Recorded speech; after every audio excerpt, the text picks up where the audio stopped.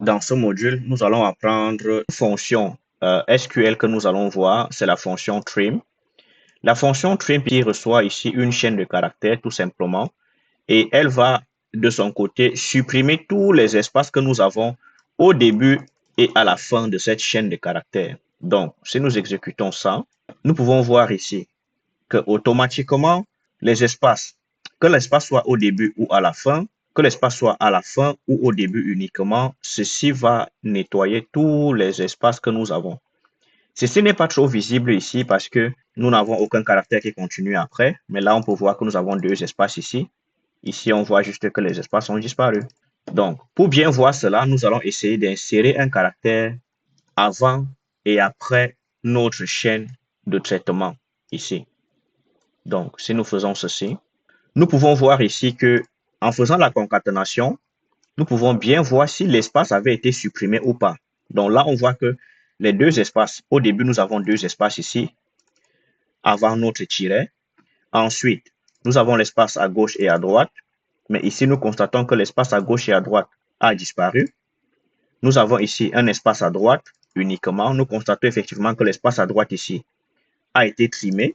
Et l'espace à gauche ici que nous avions aussi a été trimé entre les tirets. Nous pouvons bien évidemment confirmer que la méthode trim enlève tous les espaces, que ce soit au début ou à la fin, ou au début et à la fin. La méthode trim aussi peut avoir un paramètre que nous allons lui soumettre au début.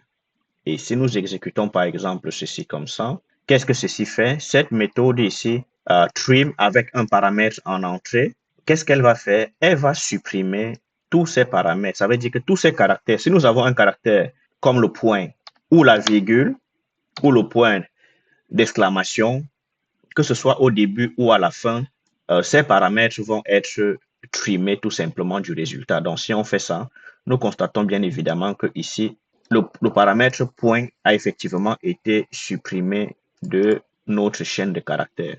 Donc, nous pouvons également ici dire que nous voulons supprimer une chaîne de caractères également au début et à la fin. Dans ce cas, nous mettons la chaîne de caractères ici. Nous allons dire supprimer from. Nous mettons notre chaîne de caractères ici. Donc, si nous exécutons cette méthode maintenant, nous constatons bien évidemment que le 237 que nous avions au début et le 237 que nous avions à la fin, effectivement, ont disparu de la chaîne de caractères. Nous pouvons utiliser la fonction trim tout simplement sans aucun paramètre. Dans ce cas, nous allons enlever les espaces au début et à la fin.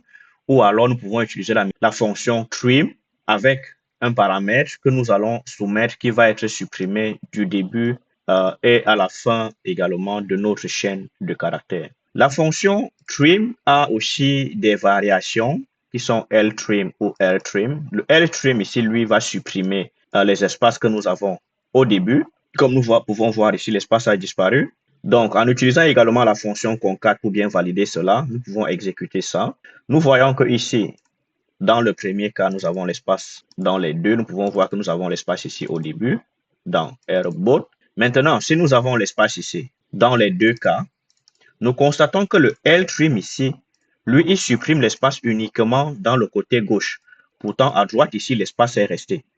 Donc, si nous mettons également ici l'espace uniquement à droite, nous voyons que l'espace est resté à droite. Et le ltrim ici, si l'espace est uniquement à gauche, nous voyons que l'espace est supprimé du côté gauche. Donc, le ltrim supprime l'espace uniquement à gauche de la chaîne de caractères. Donc, nous avons également une variation ltrim ici que nous pouvons mettre avec un paramètre, mais dans ce cas, vous devrez vous rassurer que votre SQL Server est au moins égal à la version 2022. Donc, si j'exécute ceci, je vois ici que nous avons ltrim function require argument. Donc, cette fonction n'existe pas pour cette version de SQL Server. Si nous changeons la version de SQL en nous connectant à une autre base de données SQL, nous réexécutons cette même requête ici. Nous constatons que cette fois-ci, effectivement, ltrim a enlevé le 237 que nous avions au départ. Donc, dépendamment de votre version de SQL, cette requête peut fonctionner ou pas. Mais toutes les versions de SQL à partir de 2022, cette requête-ci fonctionne également dans ces requêtes-là. Donc, nous allons rentrer. Maintenant, nous allons voir la fonction rtrim. La fonction rtrim également, c'est une fonction qui reçoit une chaîne de caractères comme expression et aussi peut avoir optionnellement des caractères que nous pouvons supprimer au début et à la fin. Donc ici, rstream, si nous exécutons ça, nous voyons que rstream ici n'enlève pas l'espace que nous avions à gauche cette fois-ci. Donc, nous pouvons réexécuter toute cette chaîne de caractères ici. Là, nous pouvons voir que l'espace que nous avons ici, à droite et à gauche, maintenant, la deuxième ligne ici est censée supprimer l'espace que nous avons uniquement à droite, mais l'espace de gauche doit rester. Donc, si on regarde effectivement ici, nous voyons que space right, spaceboat ici, voilà, spaceboat ici, nous avons l'espace à gauche et à droite, mais la fonction a supprimé uniquement l'espace que nous avions ici à droite. Dans le space right ici, nous avons l'espace à droite uniquement. Nous voyons qu'effectivement, la fonction a pu supprimer l'espace que nous avions ici à droite. Et en fait, l'espace à gauche, donc si nous avons un espace à gauche, nous verrons effectivement que le rtrim n'est pas capable de supprimer l'espace qui se trouve à gauche, parce que cette fonction ne supprime que les espaces que nous avons à droite de la chaîne de caractères. Merci d'avoir été avec nous et abonnez-vous si vous avez aimé nos contenus. Merci.